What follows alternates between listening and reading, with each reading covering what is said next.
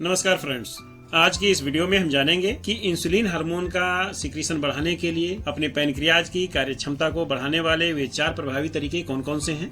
एक बात मैं आपको बता दूं कि अगर हम अपने लाइफ स्टाइल में पॉजिटिव चेंज करते हैं तो इसका असर हमारे पैनक्रियाज के हेल्थ पे ही नहीं पड़ता है सिर्फ, बल्कि हमारे शरीर के सभी अंगों पे पॉजिटिव इफेक्ट पड़ता है। जब हमारे बॉडी में ब्लड ग्लूकोज लेवल बढ़ता है तो पैनक्रियाज का काम होता है, पैनक्रियाज के जो बीटा सेल्स होते हैं उनका काम होता है कि इंसुलिन का सिक्रीशन करना।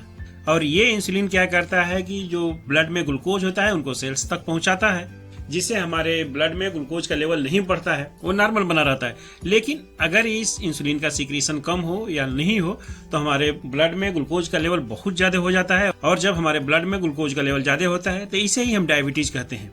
यदि आप एक स्वस्थ और अच्छा जीवन जीना चाहते हैं तो आपको अपने पैनक्रियाज के हेल्थ का ध्यान रखना पड़ेगा। आइए अब जानते हैं कि इंसुलिन हार्मोन का उत्पादन बढ़ाने वाले, पैनक्रियाज की कार्यक्षमता को बढ़ाने वाले वे 4 प्रभावी स्टेप्स कौन कौन से हैं।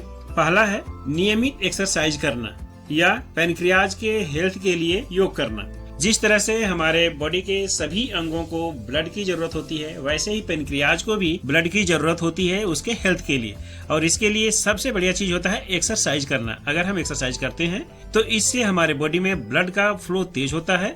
जब ब्लड का फ्लो तेज होता है तो ऑक्सीजन भी हमारे सभी अंगों को पर्याप्त रूप से मिलती है। अगर हम प्रतिदिन कम से कम 30 मिनट तक भी एक्सरसाइज करते हैं तो इससे हमारे पैनक्रियाज के हेल्थ में बहुत सुधार हो सकता है। जब पैनक्रियाज के हेल्थ में सुधार होगा तो इंसुलिन का सिक्रीशन प्रॉपर वे में होने लगेगा, और जब इंसुलिन का सिक्रीशन प्रॉपर वे में होगा तो फिर तो ये हाई ग्लूकोज लेवल या हाई ब्लड शुगर लेवल की समस्या ही नहीं होगी, आपकी डायबिटीज वैसे ही कंट्रोल होने लगेगी। दूसरा चीज है तनाव कम करें, यानी कि टेंशन कम लें। टेंशन से होता क्या है कि जब भी हम कभी टेंशन करते हैं तो उससे हमारे बॉडी के अंदर ग्लूकागॉन और कार्टिसोल नाम के 2 हार्मोन का सिक्रीशन ज्यादा होने लगता है, और जब हमारे ब्लड में ग्लूकागॉन और कार्टिसोल का सिक्रीशन ज्यादा होगा, उनका लेवल ज्यादा होगा, तो हमारे बॉडी के अंदर जो ग्लूकोज ग्लाइकोजन के फॉर्म में होता है तो वो क्या करते हैं कि ग्लाइकोजन को ग्लूकोज में तोड़ देते हैं, और जब ग्लूकोज में तोड़ेंगे तो वो ग्लूकोज हमारे ब्लड में मिलेगा, जिससे कि हमारा ब्लड ग्लूकोज लेवल बढ़ जाता है। इसलिए हमें टेंशन कम करना चाहिए। तीसरा चीज होता है अपना जो अतिरिक्त वजन है उसे घटाएं, उसे कम करें। ज्यादा वजन हमारे अग्न्याशय की कार्यक्षमता को प्रभावित करता है, उसके हेल्थ में वो बाधा उत्पन्न करता है। विशेष रूप से हमारे पेट के जो निचले हिस्से होते हैं जहाँ चर्बी बहुत ज्यादा होती है, ये हमारे इंसुलिन प्रतिरोधी का कारण बनता है।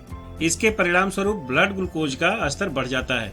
तो जब हम अपना वजन कम करते हैं तो हमारी जो पैनक्रियाज है वो इंसुलिन का सिक्रीशन ज्यादा करती है। इसलिए बेहतर होगा कि हम अपना जो एक्सेस वजन है उसे कम करें, और उसे कम करने का सबसे प्रभावी तरीका है अपने खान पान पर ध्यान दें और एक्सरसाइज करें नियमित रूप से। और चौथा है अपने बॉडी को डिटॉक्स करें, यानी कि अपने शरीर से विषाक्त पदार्थों को बाहर निकालें। अगर हमारे शरीर में विषाक्त पदार्थ होते हैं तो ये हमारे बहुत सारी बीमारियों के कारण बनते हैं। और आजकल का जो समय है इसमें हमारा जो भोजन है, हमारा जो हम सांस में हवा लेते हैं, ये सारे पॉल्यूटेड हो चुके हैं। बर्गर, पिज्जा, ये सब जितने भी चीजें हम खाते हैं फास्ट फूड के नाम पर, ये क्या है, एक तरह से जहर है और हमारे शरीर में जाकर हमारे शरीर को टॉक्सिक करता है। लेकिन हम क्या करते हैं कि इन टॉक्सिन्स को बाहर निकालने के लिए कुछ नहीं करते हैं। टॉक्सिन्स को बाहर निकालने का बहुत सारे तरीके हैं। उनमें से सबसे अच्छा तरीका है कि अगर आप सुबह में खाली पेट गर्म पानी पिए, हल्का गुनगुना पानी, तो उससे भी आपकी बॉडी डिटॉक्स होती है। या इससे भी बढ़िया दूसरा तरीका है कि गुनगुने पानी में 1 नींबू का रस निचोड़कर उसे पी जाइए, उससे भी हमारी बॉडी डिटॉक्स होती है। अगर हम नियमित रूप से अपनी बॉडी को डिटॉक्स करते हैं तो इससे हमारी जो पैनक्रियाज का हेल्थ है उसमें सुधार होता है, और जब पैनक्रियाज का हेल्थ सुधार होगा तो इंसुलिन का सिक्रीशन प्रॉपर वे में होगा। ये थे वो 4 स्टेप्स जिनके द्वारा हम अपने पैनक्रियाज के हेल्थ को सुधार सकते हैं और अपने बीटा सेल्स को फिर से ग्रो करने का मौका दे सकते हैं।